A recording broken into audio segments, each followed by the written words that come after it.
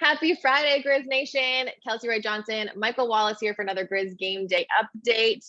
Today, we are talking about the game versus the Sacramento Kings that happens at 8 o'clock. But first, let's rewind to the extremely exciting double overtime game. Unfortunately, the Grizzlies took the L in that one against Miami, 97-94. Mike, other than that last do or die play, what did you like about the Grizzlies' performance against the Heat? I mean, I love that they kept going back and forth. I think we talked about this, Kelcey, in our previous game day update, that this was going to be a slugfest. This was going to be an intense, emotional game, just because I know what both of these teams are like and how they develop and how their front offices work, how their coaching staffs work. And it lived up to every bit of a summer league expectation. And, what stood out too, though, is that we saw, Zaire Williams take that next step. We saw him find some comfort level in his game. We saw Xavier Tillman also do some things from a playmaking role as well, with another game of 7 assists. I mean, he's starting to put together a nice little toolbox, as Coach Darko likes to say when it comes to that. So those two things stood out. I know there were several other things too. What am I missing? What did you see that stood out? I think I want to piggyback off what you said about Zaire. I thought Zaire and Desmond, just from the start, came out with this energy, and I love to see that. The rotations got a little bit smaller this game. Only 9 guys touched the floor. 5 of those guys were double-digit scoring, and then Killian Tilly would have been that 6th guy. He had 9 points. But the guys they came out and they played really well. If you look at the actual stat sheet, they shot at a higher field goal percentage. They shot at a higher 3-point percentage. It just didn't go their way against the Heat. That fourth quarter really struggled on the defensive end. So let me go now into the things that we want to see move better for the Grizzlies moving forward. What do you have going forward? I mean, what I think that they need to continue to do is to work on the extended playmaking. One of the things I talked to Coach Darko about was that he doesn't have a traditional point guard that he's using right now in the summer league. So other guys are having to assume the playmaking point guard duties. We've seen Desmond Bane have to do that. We've seen John Conchar step in and have to do that. And we've also seen Xavier Tillman as a big man play point center, point power forward. And that's created some growing pains. It's created some turnovers in key situations that didn't necessarily work out. But it's also an opportunity to expand for all of these guys. And speaking of expansion, Desmond Bane and Xavier Tillman have been able to step into roles that will expand their games moving forward, counting today as well. But I talked to X after the last game about adding to his 3-point game as well as his playmaking. And he talked about building on his game in that kind of way.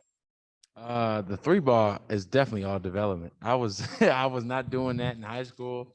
I started doing it in college towards the end of my career, my sophomore and junior year, but definitely development work, just working day in and day out. And then having, the staff, from my coaching staff to the video guys, just always in my ear, like, be confident, take those shots. We want you to take those shots. We see you working on them day in and day out. So just be confident in it. And when I got in the game, I was just playing. I see a guy giving me space, then I just raise up and do what I do. Try not to think too much about it, just correct it, on film the next day.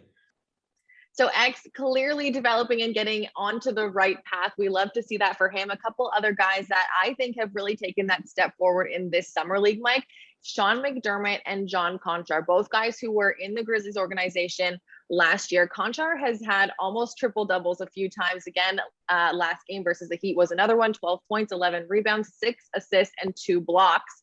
Just an incredible all-around performance. We called D'Anthony Melton Mr. Do Something, but I think John Conchar is getting up there with that. And then Sean McDermott, 19 points. He was tied for leading scorer. He was 7 for 9 from the field, 4 for 5 from the 3-point line. Again, just such a stellar performance from him. And we're really seeing, the first couple games, we were like, is he a shooter? Like, is he this guy that we think he is? And he's showing that he's getting a little more comfortable, and he is.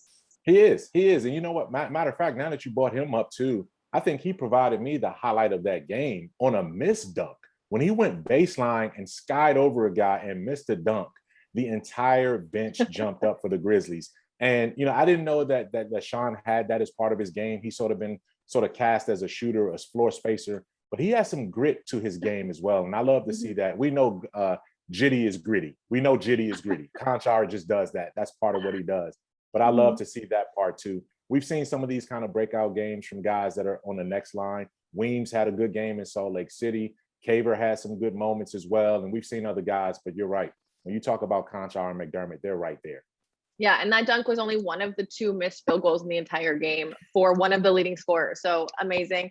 And then I kind of didn't answer my own question before. So something that I want to see moving forward is perimeter defense, especially going up against the Kings tonight, who are a really good 3-point shooting team in this summer league. The perimeter defense, I feel like it needs to tighten up, especially without fouling. We saw Zaire get 6 fouls in that game. They need to be able to close out and know who the shooters are. Yes, they had more 3-pointers than the other team. Yes, they were only 10 3-pointers made, but it's a couple too many, especially in key moments. And I feel like that defense beyond the 3-point line needs to tighten up. And that goes back to the speed of the game being different. You know what I mean? Summer league is more of an open gym, and it's kind of skittish in terms of the flow and the ebb and the flow of the game, but it's also assignment specific. Guys are going out there trying to earn jobs, and sometimes they try to do too much. But now you just have to be assignment specific, and that's going to be key. You know, perimeter defense, transition defense is going to be key. Mm-hmm. And the Kings have one of the bright young stars that we've seen in the summer league. Davion Mitchell has been an absolute star. So I'm looking forward to seeing how he matches up, or how we match up defensively with the kind of pressure that he can put on you in every single aspect of the game. Yeah, my assumption going into this game is that Davion Mitchell will be guarding Desmond Bane. So I'm so excited to see that matchup. I'm going to bring it back to what you just said about the speed of the game, because we talked to one of the rookies, the draft picks in Santi Aldama after last game, about how he's adjusting going from college to now the NBA Summer League and how different that is. So take a listen to what he had to say. Summer League basketball is really fast, different from what I'm used to. I'm still learning, you know, it's a learning process. I think it's going to be very good just to play some games here and get used to the NBA world, which is, of course, a little bit different from college. But yeah, I mean, it's been good. I have to take it step by step. The staff has been great with me, just helping me out. And you know, we have to have patience and get ready for what is coming. It's all about growth. It's all about development. And the Grizzlies have another opportunity tonight. This is the 3rd game of 4 in 7 days in Las Vegas. We know this team is all about growing and getting better, competing and learning together. And I'm looking forward to it, Kelcey. Where can they catch all the action for tonight's game?